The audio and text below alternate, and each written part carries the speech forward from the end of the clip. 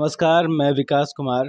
आप देख रहे हैं सन भारती न्यूज़ और सन भारती न्यूज़ की टीम इस वक्त आपको छपरा नगर निगम से लगातार हर अपडेट प्रत्येक जनता तक पहुंचाने का प्रयास कर रही है और यहाँ पे तमाम समस्याओं के बारे में आम जनता से मिलकर ये जानने का प्रयास किया जा रहा है कि जिन प्रतिनिधियों को 5 वर्ष का समय मिला था, क्या वो उनके विश्वास पे खरे उतर पाए, विकास की स्थिति क्या है। हालांकि देखा जाए इस वक्त नगर निगम का चुनाव काफ़ी नज़दीक और प्रत्याशी अनेक हैं, लेकिन उनमें से कुछ चर्चित चेहरे उनसे हमारी टीम मिल रही है और ये जानने का प्रयास करें कि इस बार चुनाव किस मुद्दे के साथ लड़ा जा रहा है। तो इसी क्रम में हमारी मुलाकात वार्ड संख्या 12 के पूर्व प्रतिनिधि कर चुके जयचंद प्रसाद से हुई है, जो लगातार 10 वर्षों तक यहाँ की जनता का सेवा करते आए हैं।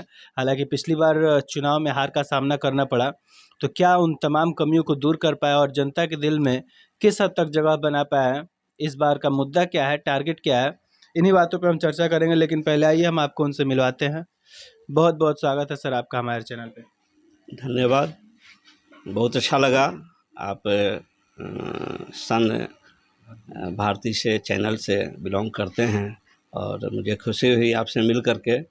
और इस तरह से आदमी में एनर्जी लाने का भी काम आप लोगों के द्वारा होता है और अच्छा लगा। तो जैसे कि हम बात करें इस चुनाव को लेके, तो हालांकि 10 वर्ष तक यहाँ की जनता का सेवा कर चुके हैं और जनता भी भली भांति आपके कार्यकाल से परिचित है।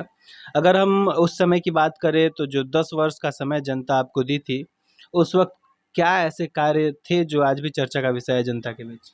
देखिए, मैं जनप्रतिनिधि जनता ने हमको चुन करके बनाया, तो हमारा भी कर्तव्य बनता था कि जनता का काम होए।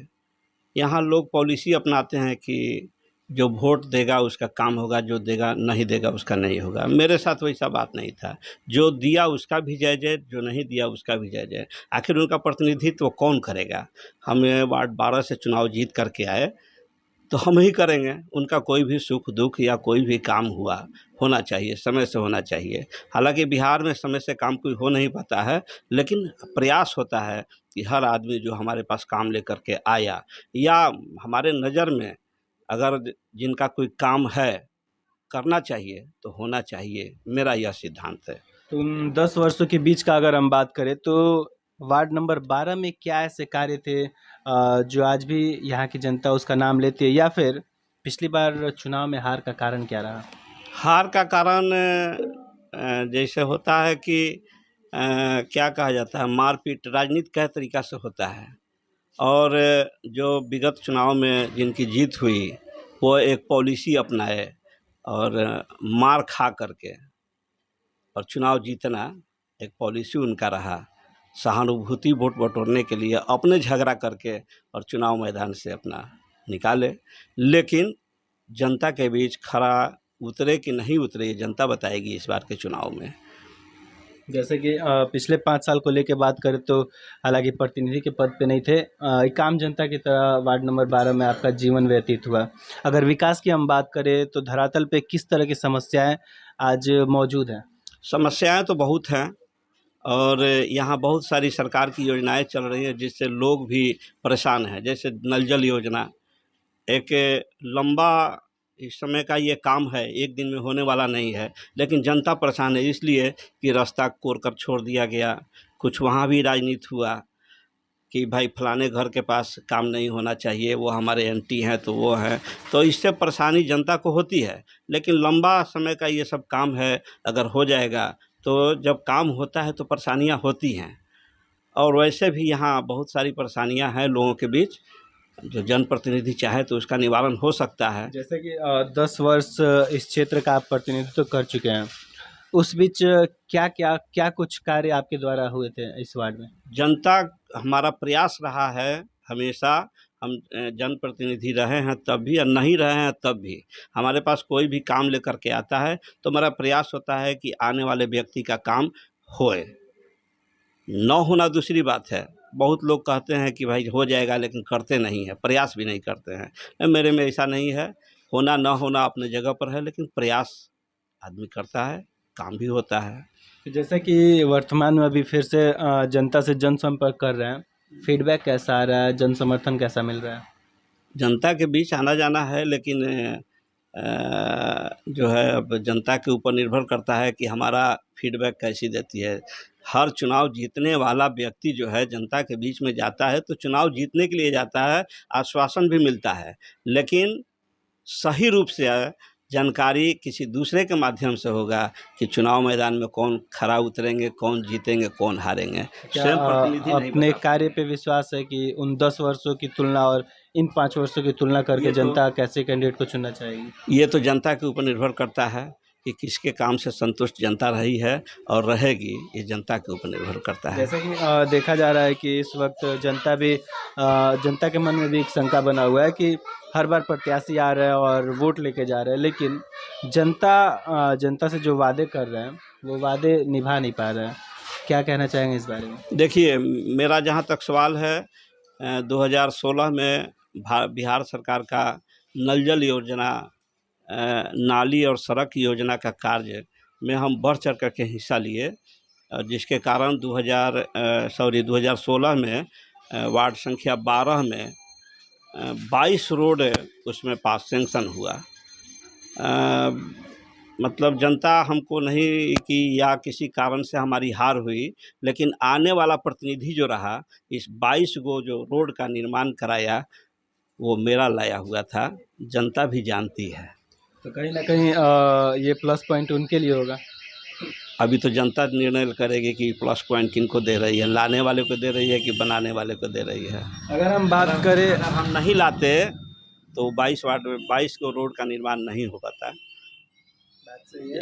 अगर हम बात करें आगामी चुनाव को लेके, जैसा कि खासकर देखा जाता है लगभग सभी चुनाव में जाति समीकरण हावी होता है। खासकर वार्ड संख्या 12 में बात करें तो ये बढ़ चढ़ के और भी है, क्योंकि जातिगत चुनाव हो रहा है और धन बल वाले भी लोग आ रहे हैं।